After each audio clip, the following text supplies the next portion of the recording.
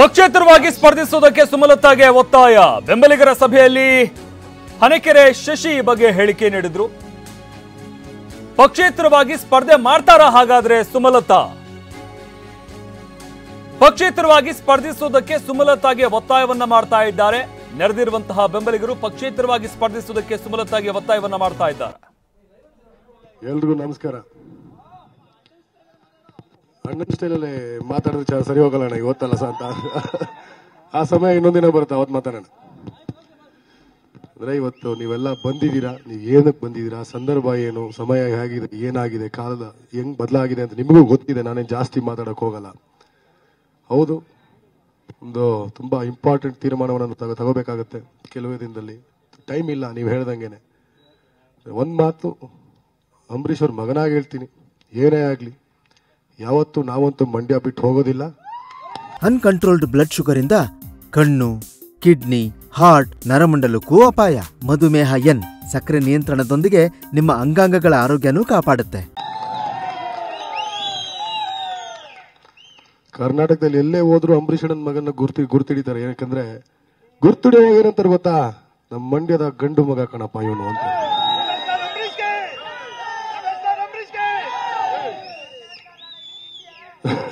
ಇಡೀ ಇಂಡಿಯಾ ಅಲ್ಲ ಸರಿಡ, ನೀವು ಹೇಳ್ದಂಗೆನೆ.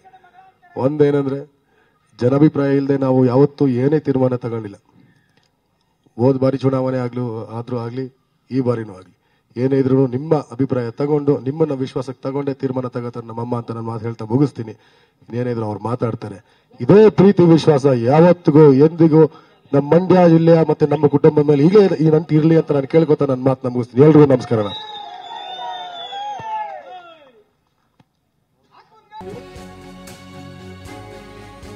ಬಿಜೆಪಿಯಿಂದ ಟಿಕೆಟ್ ಕೊಡೋದಕ್ಕೆ ಬೆಂಬಲಿಗರು ಬೇಸರ ವ್ಯಕ್ತಪಡಿಸಿದ್ದಾರೆ. ಸರಿಯಾಗಿ ನಡೆಸಿಕೊಂಡಿಲ್ಲ ಎಂದು ಅಭಿಮಾನಿಗಳು ಗರಂ ಆಗಿದ್ದಾರೆ. ಮತ್ತೆ ಸ್ವಾಭಿಮಾನಿ ಮಂತ್ರ ಜಪಿಸ್ತಾರ ಸುಮಲತಾ? ಎಲ್ಲರೂ ಕೂಡ ಅಚ್ಚರಿ ಪಡುವಂತ ನಿರ್ಧಾರವನ್ನ ಸುಮಲತಾ ಕೈಗೊಳ್ತಾರ ಅನ್ನೋ ಕುತೂಹಲ. ಬಿಜೆಪಿಯಿಂದ ಟಿಕೆಟ್ ಕೊಡದೇ ಇರೋದಕ್ಕೆ ಸಹಜವಾಗಿಯೇ ಬೆಂಬಲಿಗರಿಗೆ ಬೇಸರ ಆಗಿದೆ. ಸರಿಯಾಗಿ ನಡೆಸ್ಕೊಂಡಿಲ್ಲ ಬಿಜೆಪಿ ಅವರು ಅಂತ ಅಭಿಮಾನಿಗಳು ಗರಂ ಆಗಿದ್ದಾರೆ. ಮತ್ತೆ ಸ್ವಾಭಿಮಾನಿ ಮಂತ್ರವನ್ನ ಜಪಿಸ್ತಾರ ಸುಮಲತಾ ಅನ್ನೋದು ಈಗಿರುವಂತಹ ಪ್ರಶ್ನೆ. ಅಭಿಮಾನಿಗಳನ್ನ ಕಂಡು ಸುಮಲತಾ ಕೂಡ ಎಮೋಷನಲ್ ಆದ್ರು. ಬಿಜೆಪಿಯಿಂದ ಟಿಕೆಟ್ ಕೊಡದೇ ಇರೋದಕ್ಕೆ ಬೆಂಬಲಿಗರ ಬೇಸರ. ಈ ಒಂದು ಮೈತ್ರಿ ಅನ್ನೋದು ಇಲ್ಲದೆ ಹೋಗಿದ್ರೆ ಖಂಡಿತ ಸುಮಲತಾ ಬಿಜೆಪಿ ಅಭ್ಯರ್ಥಿಯಾಗಿ ಸುಮಲತಾ ಸ್ಪರ್ಧೆ ಮಾಡ್ತಾ ಇದ್ರು ಮಂಡ್ಯದಿಂದ. ಬಟ್ ಈ ಮೈತ್ರಿ ಅನ್ನೋದೊಂದಿದೆಯಲ್ಲ, ಅದೆಲ್ಲವನ್ನು ಕೂಡ ಉಲ್ಟಾ ಪಲ್ಟಾ ಮಾಡಿದೆ. 2024 ತನಕ 2019ರಲ್ಲಿ ನಾವು ಸುಮಲತಾ ಅಂಬರೀಶ್ ಅವ್ರನ್ನ ಚುನಾವಣೆಗೆ ಬಂದು ನಿಂತ್ಕೊಳ್ಳಿ ಅಂತ ಹೇಳಿದಾಗ ಅವರು ಚುನಾವಣೆಗೆ ಇಷ್ಟ ಇರಲಿಲ್ಲ.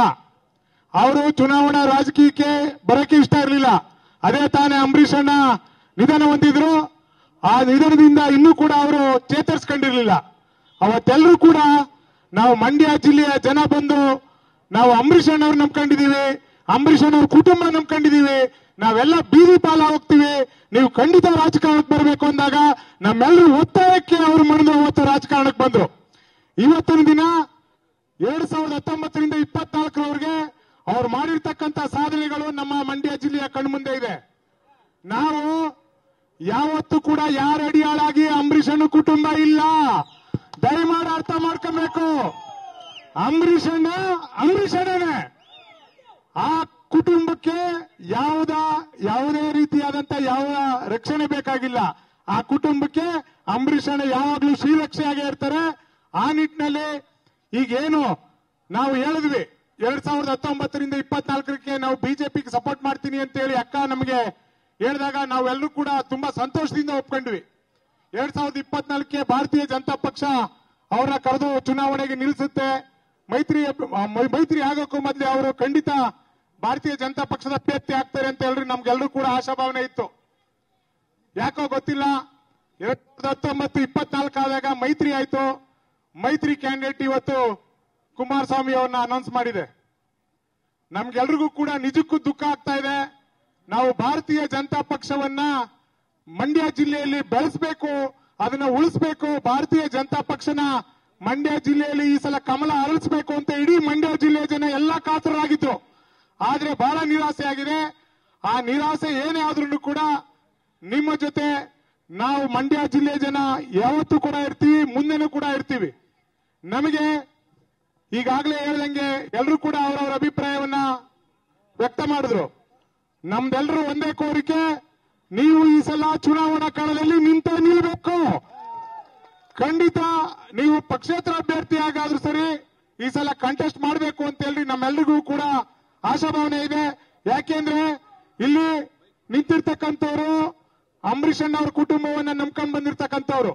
ಅಂಬರೀಷ್ ಅಣ್ಣವರು ಕಳೆದ 30 ವರ್ಷದಲ್ಲಿ ರಾಜಕಾರಣವನ್ನ ಅವರು ನಿಷ್ಠೆಯಿಂದ ಮಾಡ್ಕೊಂಡು ಬಂದಂತವ್ರು. ಅದೇ ರೀತಿ ಆ ನಿಟ್ಟಿನಲ್ಲಿ ನಮ್ಮ ಸುಮಲತಾ ಅಂಬರೀಷ್ ಅವರು ಕೂಡ 5 ವರ್ಷದಲ್ಲಿ ಎಲ್ಲಾ ಜನಕ್ಕೂ ಕೂಡ ನಿಷ್ಠೆಯಿಂದ ಪ್ರಾಮಾಣಿಕವಾಗಿ ಅವರು ಕೆಲಸವನ್ನ ಮಾಡ್ಕೊಂಡು ಬಂದಿದ್ದಾರೆ. ಆ ನಿಟ್ಟಿನಲ್ಲಿ ನಮ್ಮೆಲ್ಲರಿಗೂ ಕೂಡ ಒಂದು ಆಶಾಭಾವನೆ ಇದೆ. ನಮ್ಮ ನಾಯಕಿಯಂತ ಸುಮಲತಾ ಅಂಬರೀಷ್ ಅವರು ಏನ್ ತೀರ್ಮಾನ ತಗೊಳ್ತಾರೆ ಅದಕ್ಕೆಲ್ಲ ನಾವು ಬದ್ಧ ಇದೀವಿ ತಾನೆ. ಆ ತೀರ್ಮಾನಕ್ಕೆ ನಾವೆಲ್ಲರೂ ಕೂಡ ಬದ್ಧವಾಗಿರೋಣ ಅಂತ ಹೇಳ್ತಾ ಎಲ್ರಿಗೂ ಕೂಡ ಮತ್ತೊಮ್ಮೆ ನಮ್ಮ ಮಂಡ್ಯ ಜಿಲ್ಲೆ ಸ್ವಾಭಿಮಾನಿ ಜನಕ್ಕೆ ಮತ್ತೊಮ್ಮೆ ವಂದಿಸ್ತಾ ನಾನೊಂದೆರಡು ಮಾತು ಮುಗಿಸ್ತೇನೆ. ನಮಸ್ಕಾರ. ಈಗ ಕೊನೆಯದಾಗಿ ದೇವರಾಜಣ್ಣ ಬನ್ನಿ ಬನ್ನಿ ಬನ್ನಿ ಚೌಡಪ್ಪ ಅವರು 1 ನಿಮಿಷ. ಮಳವಳ್ಳಿ ಭಾಗದಿಂದ ಚೌಡಪ್ಪರು ಅನಂತರ ಎಲ್ಲ ನನ್ನ ಪ್ರೀತಿಯ ಅಣ್ಣ ತಮ್ಮಂದಿರ ಅಕ್ಕ ತಂದಿದ್ದಾರೆ. ಈಗ ನಮಗೆ ಒಂದೇ ಒಂದು ವಿಷಯ ಏನಪ್ಪಾ ಅಂದ್ರೆ ಮಂಡ್ಯ ಜನ ಹಾಗೂ ಅಭಿಮಾನಿಗಳು ಅವರನ್ನು ಉಳಿಸ್ಕೊಂಡು ಅಕ್ಕನೂ ಕೂಡ ಮಂಡ್ಯ ಸಂಪರ್ಕನ ಬಿಡದಂಗೆ ನಮ್ಮ ಜೊತೆ ಇರಬೇಕು ಅಂತ ನಾನು ಇದರಲ್ಲಿ ವೇದಿಕೆಯಲ್ಲಿ ಮನವಿ ಮಾಡ್ಕೊಂಡೆ.